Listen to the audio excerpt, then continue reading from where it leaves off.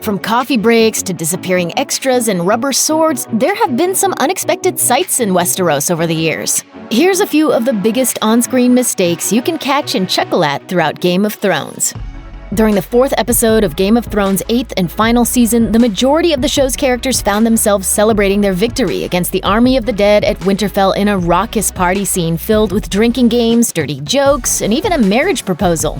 As Jon Snow is venerated by his friends for his valiant efforts during the Battle of Winterfell and Daenerys watches, a coffee cup is clearly visible on the table in front of her, sticking out like a sore thumb among mugs of ale, goblets of wine, and other medieval-style props typical of Thrones' time and style. Naturally, fans didn't let this pass quietly, and they stormed the internet to make a million Starbucks jokes, and even the cast got in on the joke. HBO, for their part, released a jokey statement about the mistake, but went on to digitally remove the cup from the episode. Throughout the series' run, Game of Thrones viewers have watched Daenerys Targaryen pick up titles, amass armies, free the downtrodden, and experience enormous overall character growth as she evolves from a meek, naive child bride to one of the most powerful players in the Seven Kingdoms. As she fights her way to the Iron Throne, Daenerys learns new traditions from the different tribes and people she encounters along the way, and one of them has to do with her hair and its very specific styling. Thanks to Daenerys' first love, Khal Drogo, one of Daenerys' signature traditions is to keep her hair long and continue to add complicated braids to her updos. Braids indicate battle victories for the Dothraki, and long hair means you haven't yet been defeated by your enemies. With that many braid wigs laying around, it's probably hard to keep track, and sharp-eyed viewers caught a rare wig error during the first episode of Thrones' 8th season. As Daenerys rides into Winterfell alongside Jon Snow, her wig visibly changes, displaying a totally different braid style between 2 quick shots. Daenerys' hair is a pretty important symbol, but sometimes even the crew probably has trouble remembering which wig goes on when. That many wigs would make anyone go a little crazy. Throughout 8 seasons, fans have become quite familiar with Game of Thrones sets and various locations. Since the beginning, the show has made use of incredible natural beauty across the world to bring the Seven Kingdoms to life. From quiet shores in Spain to the rolling green hills of Northern Ireland, snowy spots in Iceland, and ancient Croatian cities, Thrones has utilized some of the most gorgeous places on Earth to serve as stand-ins for these fantastical locations.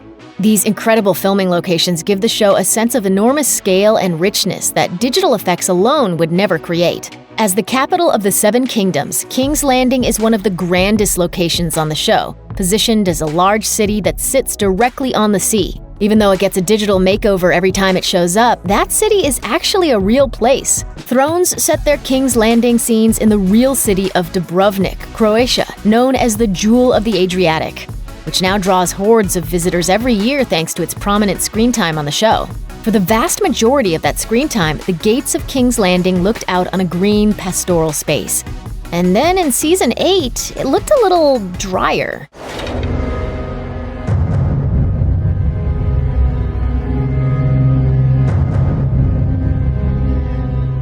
Yeah, it took on a totally new look with an expanse of flat, empty desert stretching out from the capital.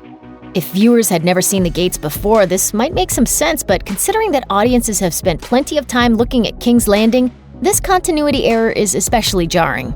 The coffee cup spotted during Season 8's The Last of the Starks inspired plenty of jokes, but thanks to long hours and grueling shoot schedules, there's bound to be plenty of coffee cups laying around Thrones' set, and most people don't know that this wasn't even the first errant cup to be spotted on the series. During Season 4, Episode 2, The Lion and the Rose, which focused almost entirely on an ill-fated royal wedding, a behind-the-scenes shot of the Lannister clan catches Jaime Lannister clutching a coffee cup of his own. Fortunately, this blunder wasn't nearly as bad as the internet made it out to be. Since the scene was part of a behind-the-scenes featurette that didn't make it to the episode, it didn't attract as much attention as Daenerys' cup of herbal tea in Season 8. But it still goes to show that there are plenty of caffeine habits waiting to slip up the stars on the set of Game of Thrones. The opening credits of Game of Thrones have been lauded for their well-designed, imaginative take on the series, giving fans plenty of Easter eggs throughout the years, as well as spotlighting each location prominently featured in each season. After years of moving across the Seven Kingdoms with stylized, moving models of each major city or location popping up to show where fans might find their favorite characters this time, the Season 8 title sequence changed considerably, focusing on the North and King's Landing as the massive war between the two factions of Westeros draws to a bloody close. Another little detail during the opening credits is the fact that each actor bears a sigil next to their name in the credits, identifying their House of the Seven Kingdoms, from Starks to Targaryens to Lannisters. But every now and then in the early seasons, someone would end up identified with the completely wrong house. Maybe the showrunners hadn't quite figured out how the credits would work yet, but during the first season, Sophie Turner, who plays Sansa Stark, was suddenly a Targaryen. Amelia Clarke, who plays Daenerys Targaryen herself, ended up marked as a Lannister, and Ian Glenn, who plays Daenerys' faithful right-hand man Jorah Mormont, was also apparently a secret Lannister. This show does have a lot of characters to keep track of, but these particularly obvious gaffes probably could have been avoided. It's worth noting that these mistakes have apparently been remedied since they first showed up. One of the most serious afflictions in Thrones lore is known as grayscale, a super contagious virus-like disease that turns human skin into a stone-like substance and makes the victim both unrecognizable and insane. Spread by touch, grayscale is notorious and deeply feared. Even when the spread of it can be stopped, as it was for Shireen Baratheon, most of Westeros agrees that grayscale is incurable and must be quarantined. Even though the audience learns later that you can apparently just cut it all off and be perfectly fine. But nobody knew that during the show's 5th season, as Jorah Mormont and Tyrion Lannister travel through ancient Valyria to track down Daenerys. While floating into the city on their boat, they encounter a group of violent men all afflicted with serious grayscale. Stone men! Don't let them touch you! Although Tyrion escapes their clutches, Jorah ends up with a patch of grayscale on his wrist and resigns himself to a slow death during which he'll never touch another person. A short while later, however, when Jorah and Tyrion have met up with Daenerys in the fighting pits of Meereen, Jorah straight up takes Daenerys' hand to save her life. Since he still has grayscale at this point, he could have transmitted the disease and killed her simply by touching her. After taking great care to illustrate that Jorah can't touch anyone at all so as not to infect them, this seems like a pretty massive oversight even in the middle of a tense battle scene. Game of Thrones is no stranger to huge battle set pieces, and Season 6's The Battle of the Bastards, a long-awaited showdown between Jon Snow and Ramsay Bolton, was no exception, pitting the underdog Stark family against the sadistic Bolton clan. Considered one of the best episodes of the entire series, The Battle of the Bastards combined an incredibly choreographed and gorgeously shot battle sequence with real emotional heft and an incredibly satisfying ending. Goodbye, Ramsay.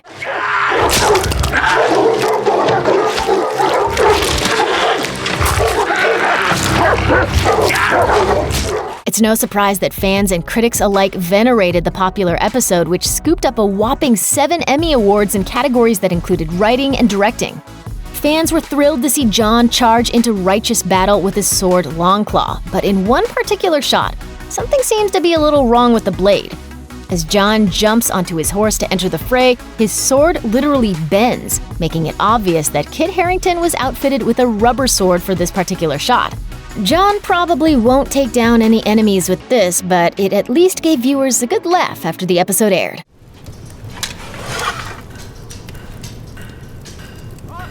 This is Valyrian steel. During the show's 3rd season, Jon Snow infiltrates a group of wildlings only to fall in love with Ygritte, a fierce, fire-haired warrior who spends most of her time telling Jon Snow how much he knows. You know nothing, Jon Snow. Eventually, Ygritte falls hard for Jon in return, and the two of them set out to scale the wall and make their way into Westeros with a few other wildlings. Though Jon eventually returns to the Night's Watch, betraying Ygritte, she still can't bring herself to kill him, and eventually dies in his arms when the wildlings stage an attack on the Night's Watch, leaving Jon feeling pretty dang sad at the loss of his first love. Ygritte and Jon are still pretty hot and heavy by the time they reach the top of the wall along with a few other wildlings, and as they look out at the green landscape of Westeros, they kiss passionately, elated by their achievement. However, their kiss is so powerful it apparently knocks any other wildlings right back off the wall they just climbed, since everybody else vanishes by the end of the shot. Wanting some privacy for such an epic romantic moment is understandable, but that's just taking it too far. On a huge show like Thrones, there's bound to be some prop accidents, especially when a lot of the props involved are enormous metal swords meant to look as menacing as possible. As with all fantasy series, swords carry a lot of weight, with characters gifting, naming, and gushing over specific weapons that travel throughout the show. A perfect example is Ned Stark's sword, Ice, which is melted down after his execution and made into 2 new swords named Widow's Wail and Oathkeeper. Needless to say, swords on the show are treated with all kinds of respect, but sometimes extras might have a little trouble managing these massive weapons. As Sir Barristan Selmy is unwillingly discharged from the Kingsguard during the first season, there's a tense moment in which it looks like Sir Barristan might try to start a fight. Fortunately, the moment is diffused without bloodshed and Barristan storms off into retirement, at which point all the guards sheath their swords in one smooth motion like the pros they are.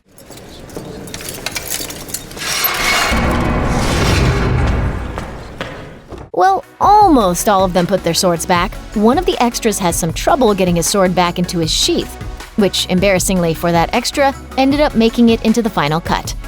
Check out one of our newest videos right here. Plus, even more Looper videos about Game of Thrones are coming soon. Subscribe to our YouTube channel and hit the bell so you don't miss a single one.